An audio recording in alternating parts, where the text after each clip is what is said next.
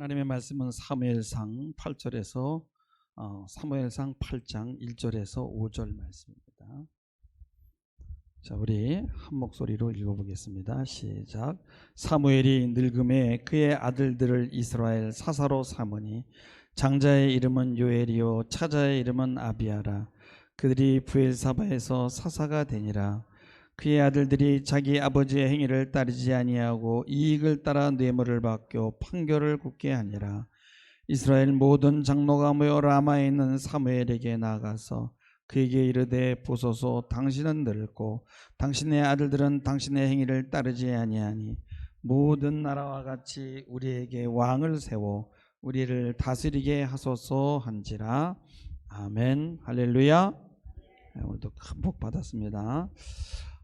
미국의 그 시골의 통나무 집에 아주 몸이 허약한 그런 남자가 살고 있었어요. 그 집 앞에는 큰 바위가 있었어요. 그래서 그 바위 때문에 집 출입이 힘들었어요. 어느 날 고민하고 있는데 하나님이 꿈에 나타나 말씀하셨어요. 사랑하는 아들아, 집 앞에 바위를 매일 밀어라. 그래서 이 청년은 그때부터 희망을 가지고 매일 바위를 밀기 시작했습니다. 8개월이 지났을 때 자신이 하는 일에 회의가 생겼어요. 그래서 좀 이상한 생각이 들어서 바위의 위치를 자세히 측량해 봤더니 바위가 단 1cm도 옮겨지지 않은 거예요. 그래서 현관에 앉아서 내가 지난 8개월 동안 했던 모든 것들이 헛수고로구나, 너무나 원통한 거예요. 그래서 내가 이 교회를 나가야 되는가 말아야 되는가 고민이 되는 겁니다. 그때 하나님이 그에게 옆에 찾아와 앉으셔서 말씀했어요. 사랑하는 아들아, 왜 그렇게 슬퍼하느냐. 그가 말했어요. 이게 다 하나님 때문입니다. 하나님 말씀대로 제가 지난 8개월 동안 얼마나 내가 열심히 희망을 품고 바위를 밀었는지 아십니까? 바위는 전혀 조금도 옮겨지지 않았습니다. 시간 낭비, 체력 낭비만 했습니다. 그러자 하나님은 인자한 눈빛으로 말씀하셨어요. 내가 너더러 언제 바위를 옮기라고 했냐? 그냥 바위를 밀라고 했지. 이제 거울을 가서 너 자신을 한번 봐라. 그는 거울 앞으로 갔어요. 자신이 변화된 모습을 보고 깜짝 놀랐어요. 거울에 비친 남자는 병약한 남자가 아니라 근육질의 남자였어요. 그리고 깨달았어요. 지난 8개월 동안 밤마다 하던 그 기침이 없어졌고 또 매일 기분이 상쾌했고 불면증도 없어지고 잠을 푹 잘 수 있었어요. 하나님의 계획은 바위의 위치를 변화시키는 것이 아니라 그를 변화시키는 거였어요. 그의 변화는 바위를 옮겼기 때문이 아니라 하나님의 말씀에 순종해서 바위를 밀었기 때문에 생겨난 것이에요. 우리는 현실적으로 변화가 일어나지 않는다고 해서 지루해하고 시간을 못 견디고 내가 아니라 내 주변을 변화시키려고 그래요. 내 환경이 바뀌지 않으니까 세상을 보게 됩니다. 세상은 정말 부러워요. 세상은 너무나 우리를 압도해 옵니다. 정말 이 문명과 과학이 어디까지 정말 진행될지 알 수가 없어요. 마술과 같습니다. 세상과 우리를 비교하면 우리는 너무 초라하게 볼 수 있어요. 이스라엘 백성은 변화되는 것도 없고 고난은 지속되고 눈에 보이는 것도 없고 매일의 일상이 반복됩니다.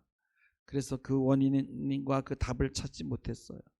그들은 눈에 보이는 물질과 보이지 않는 하나님 사이에서 늘 방황했습니다. 먹고 살만하면 하나님에게 등을 돌리고 힘들면 살려달라고 울부짖고 아우성을 쳤습니다. 이거를 350년 동안이나 했어요. 그래도 그들은 변하지 않았어요. 그리고 그 탓을 자신들이 아니라 하나님에게 돌리는 거예요. 보이지 않는 하나님을 믿고 산다는 것이 너무 힘드니까 주변을 보는 거예요. 세상을 보니까 저들은 우리와 뭐가 다르지? 쟤네들은 왕이 있구나. 우리는 왕이 없잖아. 그래서 우리도 한번 왕을 가져보자는 거예요. 그러면 뭔가 좀 달라질 것 같은 생각이 들었어요.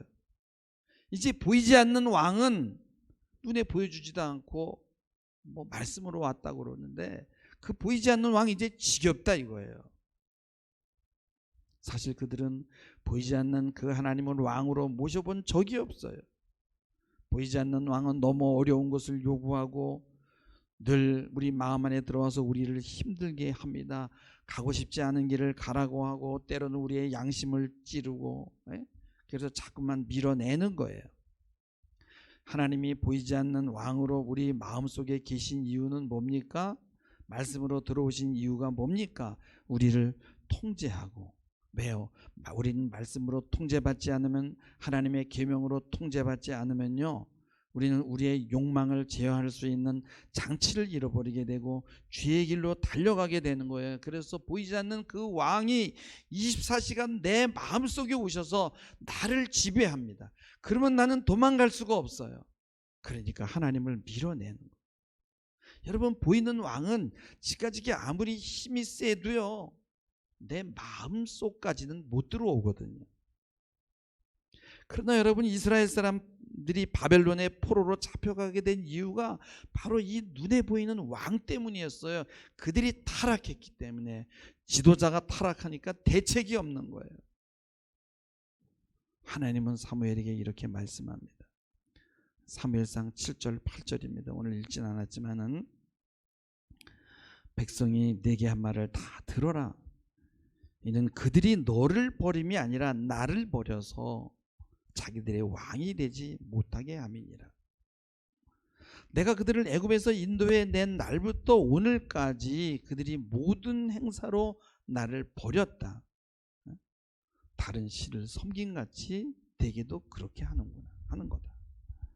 내가 싫어서 그러는 거예요. 내가 저들의 왕됨이 싫어서 그런 것이라는 거예요. 하나님은 사무엘의 그 아들들의 타락을 얘기하지 않았어요. 아들들이 뇌물을 받고 있는 그것을 묵인하는 게 아니에요. 그 뿌리가 뭐냐 이거예요. 왜 눈에 보이는 왕을 달라고 합니까? 내 마음 중심에 앉아 계시기를 원하는 그 하나님을 밀어내고 그 왕자를 내가 차지하는 거예요. 내가 가진 재산이라고는 내 몸뚱아리, 내 의지, 이거 하나밖에 없는데 이걸 하나님이 달라니까 내 인생은 내 마음대로 할 수 있어야지. 이것이 바로 서구의 역사라는 거예요. 하나님을 밀어내는 겁니다. 그리고 내 자신이 왕이 되고 인간 왕을 세우는 거예요. 왜? 제 멋대로 살기 위해서. 블란소의 르네 지라르라는 이름도 참 괴팍하죠. 지라르. 조금 이 사람 글을 보면은 좀 이상하게 해요. 근데 인간당 그 제도의 뿌리를 조사해 보니까 원래 왕을 세웠을 때는 그 왕을 죽이기 위해서 세웠어요. 왜냐하면 딱 세워놓고 넌 왕이야, 왕관을 씌워놓고 모든 화와 그 나라에 오는 액을 왕에게 다 뒤집어 씌우는 거예요. 그래서 왕은 부정한 것을 저지르게 하고 근친상간도 하게 하고 그러는 거예요. 그러면은요, 고통의 원인이 해결되는 것 같으니까, 공동체가 좀 편안해지니까. 문제는 백성들이 책임을 망각하고 자신의 권리만 주장하는 유아들이 되는 거예요. 시간이 지나면서 왕이 죽지 않기 위해서 강력한 군주가 되어서 유아를 다스리는 독재자가 됐다는 거예요. 하나님은 지속적으로 말씀합니다. 내가 너의 왕이다. 시편 100편 3절에 보면은 여호와가 우리 하나님이신 줄 너희는 알지어다. 그는 우리를 지으시니요 우리는 그의 것이니 그의 백성이요 그의 기르시는 양이로다 라고 말씀해요. 그분을 따르고 그분의 말씀에 순종하며 살아야지만 우리는 죄를 이기고 사망의 길에서 건짐을 받을 수 있거든요. 그분은 우리 마음의 중심에 오셔서 좌정하십니다. 근데 이 왕자를 양도하지 않으려고 그래요. 우리는. 그 결과는 뭡니까? 통제가 안 되니까 우리는 본능과 욕망의 쓰레기가 되는 거예요. 보이지 않는 왕은 항상 내 마음 중심에서 나를 간섭하고 나를 바꾸려고 합니다. 근데 그건 왜 그러냐면 우리로 진정한 자유를 누리게 하기 위해서 그런 거예요. 죄와 욕망의 노예에서 우리를 해방시켜주기 위해서 그런 것이에요. 바위를 밀라고 하면은 바위가 어떻게 인간의 힘으로 밀려나겠습니까? 그러나 토를 달지 않고 내 생각을 내려놓고 미는 거예요. 그냥 우리가 할 일은요, 순종하고 그냥 미는 거예요. 주변을 바꾸고 환경을 바꾸는 게 아니라 나를 바꾸는 거예요. 순종의 사람으로, 왕의 명령에 복종하는 삶으로. 할렐루야. 여러분, 그런 사람이 다 되기를 주님의 이름으로 축복합니다. 이스라엘의 12 정탐꾼 중에 여호수아와 갈렙만 빼고 10명은 주변 환경을 보았어요. 마음 안에 있는 중심의 하나님을 밀어낸 거예요. 그리고 눈에 보이는 것들을 보았어요. 이스라엘 민족들은요, 하나님이 너무 집요한 것을 싫어했어요. 하나님은 집요하시거든요. 원칙을 바꾸지 않고요, 굉장히 고지식해요. 타협하지 않아요. 너무 어려운 거를 하라고 하는 것 같아요. 하나님만 우리 마음에 계시지 않으면은 더 편할 것 같고, 그리고 밖의 것들도 더 잘 보여. 모든 게 다 선명해요. 하나님은 너무 원시한적이에요. 너무 어려워요. 너무 멀리 바라봐요. 지금 우리는 코앞에 문제가 더 급한데. 그래서 그들은 사무엘상 8장 3절에 보면은 그 아들들이 자기의 아비의 행위를 따르지 않고 사무엘의 행위를 따르지 않고요, 이익을 따라 뇌물을 받고 판결을 굳게 했어요. 그걸 본 거예요. 부조리하고 부도덕한 것들이 보입니다. 사무엘의 아들들이 뭐야 저거, 정말 최고의 그 사사라고 하는 그 사무엘의 아들들이 저 모양이야? 그러면서 자기의 죄들은 보지 않고 다른 사람의 죄를 봅니다. 그래서 이걸 기회로 삼아서 우리도 왕을 달라. 여러분, 하나님은 속지 않으셨어요. 인간이 아무리 핑계를 대고 어쩌고 저쩌고 해도 자신의 창조주를 밀어내려는 그 계략에 속지 않습니다. 여러분, 세상 왕은요, 부조리하고 착취합니다. 그리고 인간을 망가뜨려요. 신앙을 떠나게 합니다. 하나님의 말씀은요, 단순하게 순종하면 되는 거예요. 하나님은 하늘에 계시고 우리는 땅에 있기 때문에 여러분, 순종하는 것이 가장 좋은 길이에요. 사무엘의 아들들도 생각했어요. 우리 아버지가 사사라고 그래서 하는 일을 보니까 너무나 뜬구름 잡는 것 같아요. 현실적으로 눈에 보이는 무엇을 위해서 일하시지 않아요. 그동안의 삶의 아들들이 너무 억울한 거예요. 아버지는 늙었고요, 자기들이 사사가 되었을 때 이제 아버지처럼 살지 않을 거야 하면서 뇌물을 받고 이익을 챙긴 겁니다. 과학자가 실험을 했어요. 그들의 운동 근육의 강도를 측정하는 건데, 어떤 운동을 하게 하고 거기에서 우승했을 때 너 거기에서 상금이 얼마가 들어온다는 그 생각을 하고 운동기구를 들어라 그랬어요. 또 너네 가족을 생각하면서 운동기구를 들어라. 또 한 번은 나라의 명예를 위해서 내가 여기서 우승을 하면 나라의 명예가 된다는 생각을 하고 그걸 운동기구를 들게 했더니 그 근육의 강도가 다른 거예요. 돈을 생각했을 때는 강도가 제일 약했고, 가족을 생각하니까 조금 근육의 강도가 올라가고, 또 조금 더 추상적인 나라와 민족을 생각했을 때 근육의 강도가 제일 강했어요. 무슨 생각을 하느냐에 따라서 몸의 반응이 다른 겁니다. 계측이 안 되고 조금 더 추상적인 것을 목표로 했을 때 근육의 강도가 더 높았어요. 내 자신이 믿음의 사람으로 바뀌어 나간다는 것은 보이는 작업이 아니에요. 내가 변하는 것도 보이는 작업이 아닙니다. 그러나 이거를 목표로 할 때 사실 엄청난 에너지가 우리 몸에서 방출되고 근육들이 작동할 수 있음을 믿으시기 바랍니다. 여러분, 종말론적인 급박성을 가지고 이제 천년 왕국이 다가올 것이고 이 세상은 끝날 것이고 영원한 나라가 다가올 것이라는 그 믿음도요, 여러분, 우리의 몸의 근육들의 강도를 엄청나게 움직입니다. 큰 프로젝트예요. 그래서 가진 재산도 다 버리고 세상에서의 삶을 포기합니다. 얼마나 강력합니까? 근데 이것은 인간에게 두려움이라는 것을 섞은 가짜 강장제예요. 종말론적인 급박성은요, 그것이 주입되면요, 우리에게 두려움이 들어옵니다. 마약과 같아요. 우리 굉장히 조급해져. 이제 주님이 오신다는 믿음이 확고해지면서 긴박해져요. 그래서 시간을 못 견디고요, 지혜와 중용을 싫어하고 현실적인 것을 미워합니다. 보이는 것들이 다 허망해 보입니다.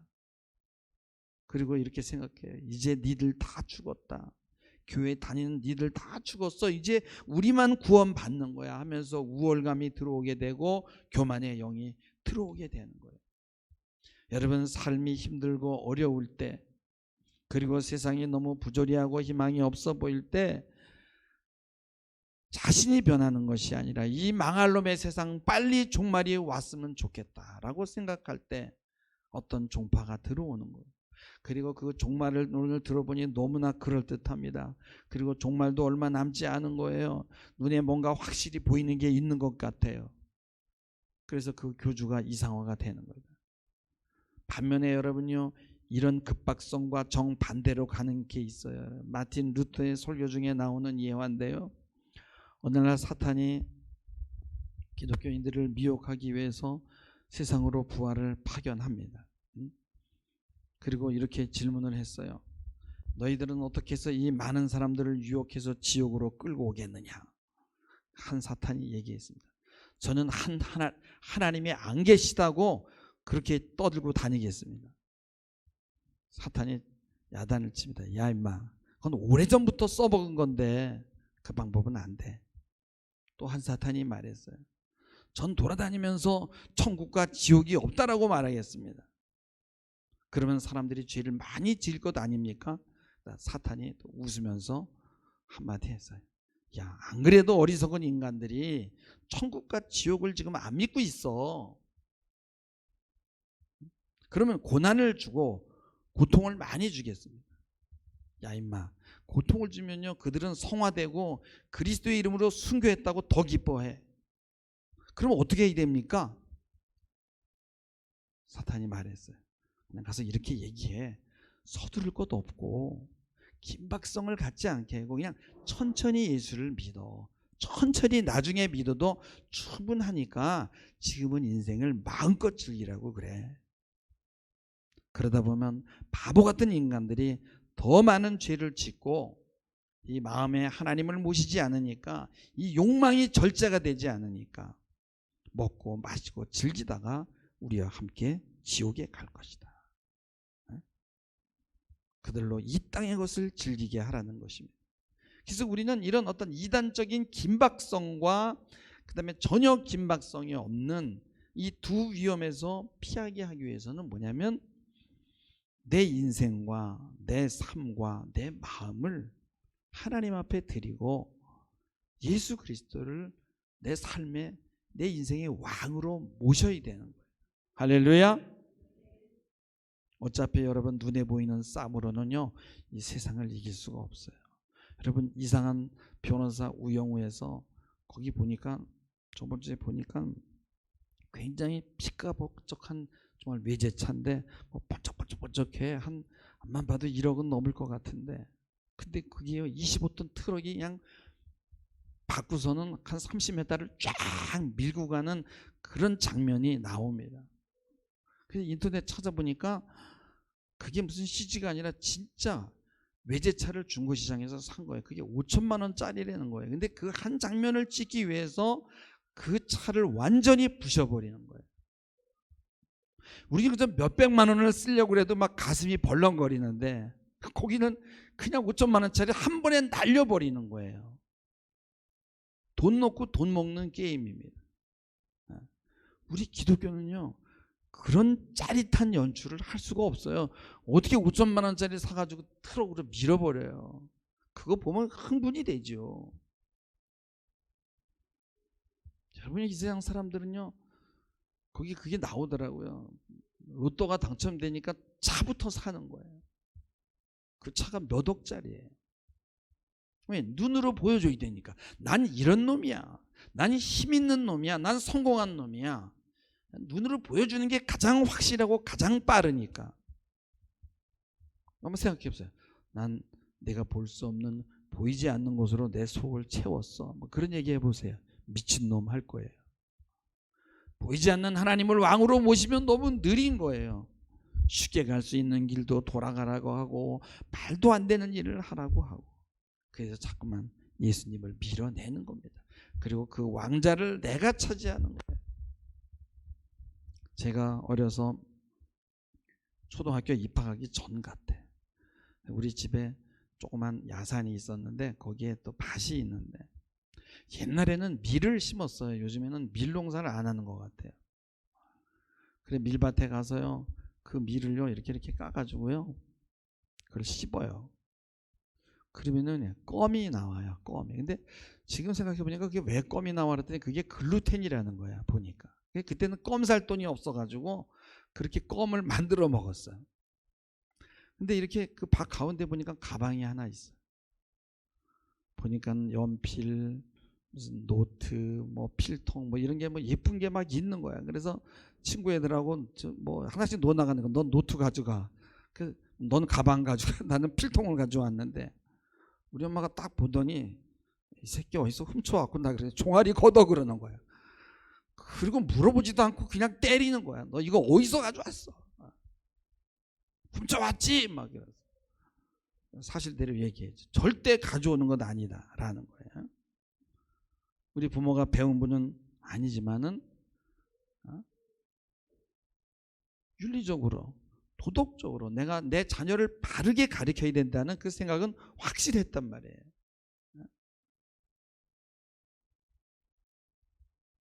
하나님은 도덕으로, 인간다움으로, 덕스러움으로 우리 가운데 들어오시기를 원해요.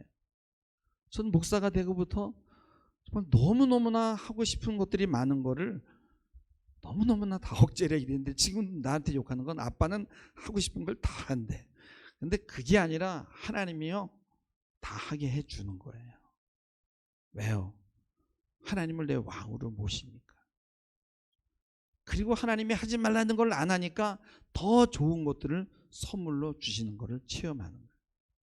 여러분, 요즘 세상이 돌아가는 걸 보면요, 모든 게 제어가 되지 않아요. 인간의 욕망을 제어할 아무런 장치가 없는 거예요. 법이 있다고 하지만 무전유죄, 유전무죄. 돈 있으면은요 죄 없고, 돈 없으면 죄 있고, 백 있으면 죄 없고, 백 없으면 죄 있는 그런 세상이에요. 얼마든지 법망을 피해갑니다. 마음대로 할 수 있어요. 왜? 정의와 공의의 하나님을 밀어냈으니까. 여러분, 지금은 나라를요 군주가 다스리지 않아요. 국민이 뽑은 대통령이 앉아있는데, 그래서 법은 눈에 보이는 곳에서만 지키는 척하고 보이지 않는 곳에는 다 자기가 최고예요. 그리고 자신의 욕망을 마음껏 실현하는 거예요. 세상은 그래서 점점 망가지고, 종말론적으로, 종말론으로 무장한 이단은 더 기승을 부리는 거예요. 그리고 막 퇴폐적인 종교가 나오게 되는. 여러분, 넷플릭스에서 지옥이라는, 여러분 그 영상을 보셨는지 모르겠어요. 한번 보세요. 세상은 점점 망가져가고 있고 교회의 입지가 점점 좁아지고 있어요. 그리고 이단의 교주들은 종말론과 두려움으로 유혹합니다. 요즘 교회가 할 일들이 별로 없어요. 왜냐하면 문화 콘텐츠들이 다 교회가 하는 일들을 하는 거예요. 설교 한 편 듣는 것보다 드라마가 더 많은 교훈과 감동과 짜릿함을 주는 거예요. 그냥 오은영 박사가 뭐 하는 그 이야기만 봐도 배우는 게 많아요. 꼬꼬무를 보면 더 많은 교훈을 주는 거예요. 교회가 할 일이 없어진 거예요. 제가 설교를 이렇게 유튜브로 해서 이제 보내는 분들이 있어요. 한 10명 정도 이렇게 보내면요. 근데 어떻게 우연히 녹음이 한 2분인가 3분이 안 된 거야. 근데 어느 누구도 목사님 이게 설교가 중간에 끊어졌어요 라고 하는 사람이 없어. 한 사람을 제외하고. 다 안 듣는다는 거예요. 누가 설교를 들어요? 누가? 여러분들도 오니까 듣는 거지, 강제로 앉아 있으니까 듣는 거지. 나가서 바쁜데, 얼마나 볼 게 많은데, 얼마나 짜릿한 게 많은데 설교를 듣고 있겠어요. 화질도 별로 안 좋은데 세상에서 만들어내는 건 얼마나 좋습니까? 영상들이.